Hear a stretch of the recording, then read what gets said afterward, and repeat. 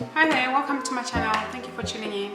My name is Viso. Today I'm talking about the situation that we're in. I think it's the current topic, it's the current trending topic, and at the moment some of the impacts we are seeing of this coronavirus are the financial impacts, and I'm sure most of us have been affected by this situation. And in case of people who own properties, or if you've got a house, you've got a mortgage on your house, now you are thinking, how are we going to manage through this season? Okay. And also I want to say, like I've seen like on the news, a lot of people are calling it a mortgage holiday. That's what I've seen. They're saying it's a mortgage holiday. I think I would not go with the term that it's a mortgage holiday. I feel like the term mortgage holiday is a bit misleading. It gives people the impression that you are on holiday, like you don't have to pay your mortgage. Okay, I think the proper term that I will go with is a mortgage repayment holiday, or a mortgage repayment pause. That means the repayment part is on pause, but it does not mean that you or I do not have a mortgage. We still have a mortgage. Despite everything that's going on, we still have a mortgage. We still owe the bank some money. At one time, we're gonna have to pay it, right? Depending on the duration of your mortgage. Okay. So I think what's been happening so far in Australia, the 4 top banks have given people a mortgage repayment holiday, or a mortgage pause. Okay, and it's ranging from 3 to 6 months depending on the bank that you are with. Okay, and as of today, when I'm recording this video, the 3 banks that I checked their website. The 3 banks, they are saying that we're giving you a holiday from repaying your mortgage, or a mortgage repayment holiday, or a mortgage repayment pause. But they are also saying that we are capitalizing the interest. Okay, so the term I want to talk about is, what does it mean to capitalize the interest? What they just mean by that is, on your mortgage, there is an interest that you pay on your mortgage, depending whatever interest rate you are having, whether you've got a variable or fixed interest rate, whatever your interest rate is at that time.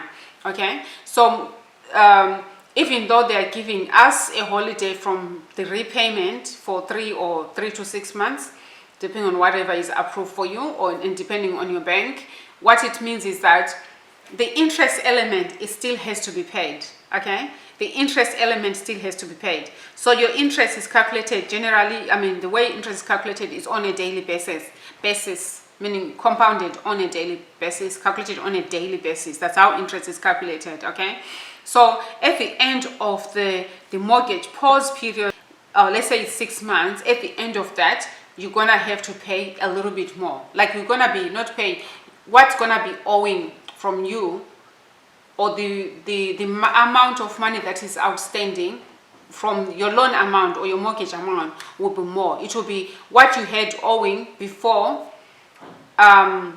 the mortgage pause plus the interest. So today I had a look at a number of banks. Like, as it now when I'm recording, I found one of the banks, they've offered to offset the interest. That means they won't charge the interest. It's just one bank only that I've seen that they are not charging the interest. But the rest of the 3 banks that I found, they are charging interest. All right, so let's just use numbers. I'm just going to come up with some numbers here. Let's say you've got a mortgage for 300,000 outstanding, and you've negotiated to have this holiday, for repayment, the mortgage repayment holiday, and then let's say for 6 months. Okay, and then let's say your interest is 3% per annum, right? That means per year. Let's say 300,000 is outstanding. So at the end of the mortgage repayment holiday, what will be outstanding is what is outstanding now, the principal amount 300,000, plus the interest that will be calculated between now and 6 months time. All right, so using 300,000, the interest that will be calculated using 3% per annum, it will be 4,500. So that means in 6 months time, the money that will be outstanding will be 304,500. And when I checked one of the banks, they said, okay, at the end of the mortgage repayment pause, they are giving you a number of options, okay? Because you haven't paid a mortgage for the 6 months period, what it means is that at the end of 6 months, the amount that's owing will be higher, okay? So they are giving you a number of options. The first option they are saying is you can, your mortgage, let's say your mortgage term is 25 years, okay? You can keep your mortgage term as 25 years. But because you were paying, you've gone for 6 months without paying, so which means they will have to increase your monthly repayments now to make up for that 6 month period. So that's one option that you have. And the second option that they are giving is you can choose to extend the payment period.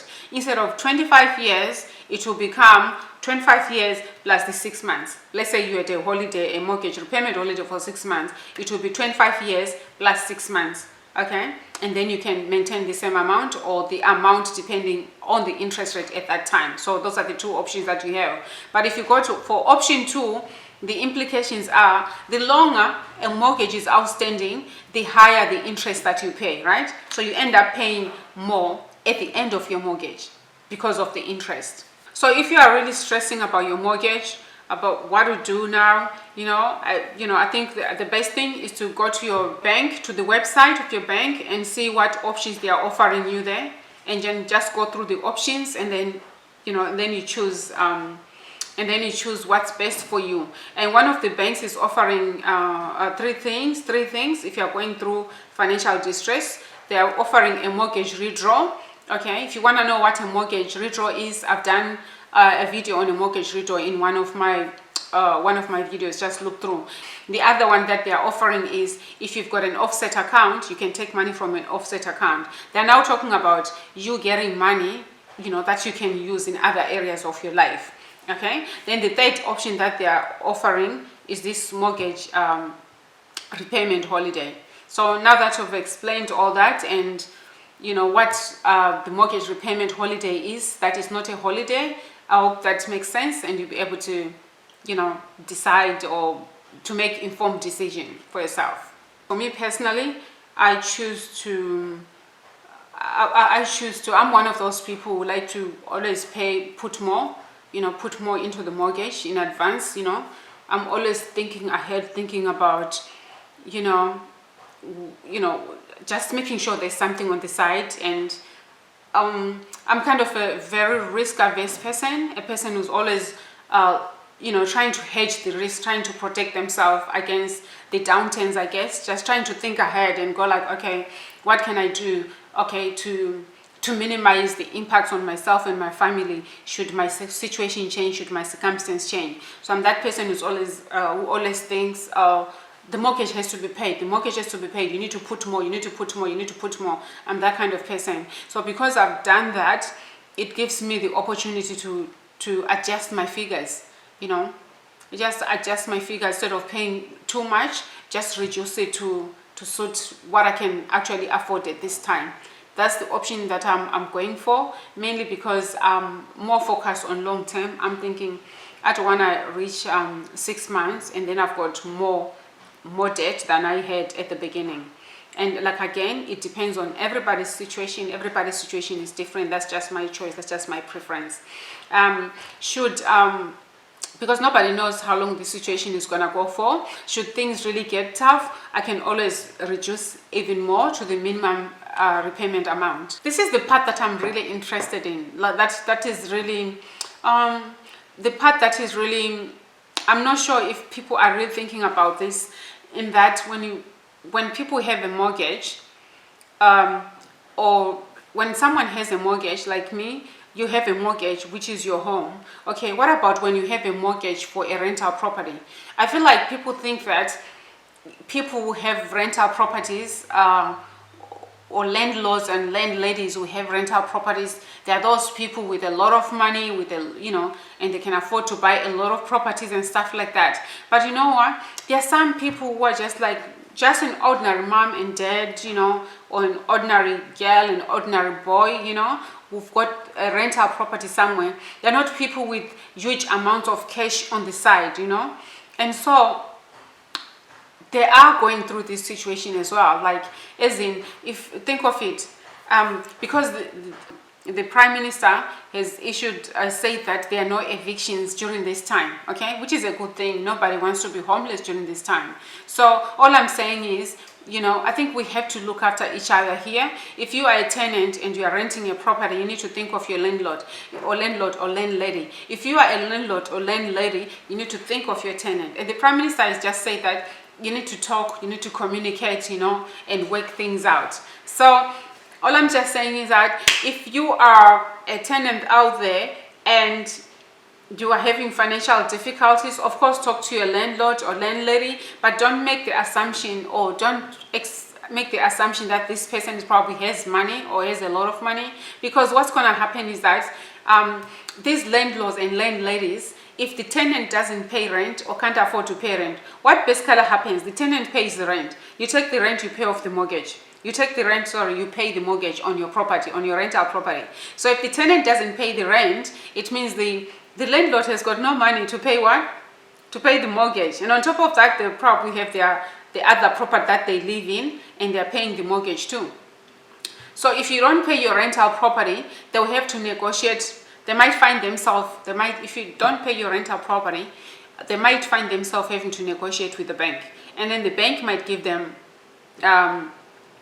a mortgage repayment holiday, okay, which is fine, like for 6 months. But here's the thing: not all banks are not charging interest. Like they say, they are capitalizing the amount. They are charging interest, okay. Like these figures that I just used right now, on 300,000, using 3% as a figure, we are finding that the interest amount at the end of 6 months could be like 4,500. So that 4,500 is a cost that the landlord will have to bear. The landlord or the landlady will have to bear that cost. They will have to pay that cost. What might end up happening is the landlord or the landlady might end up having to pass that cost to the tenant. Okay, maybe after 6 months, end up reviewing the rent and increasing it to pass that cost. It's good to think about both sides, how it's impacting both the landlords and the tenants, and then work out something that works for both. Or even if people negotiate to pay, I don't know, 75% or 80% or 90%,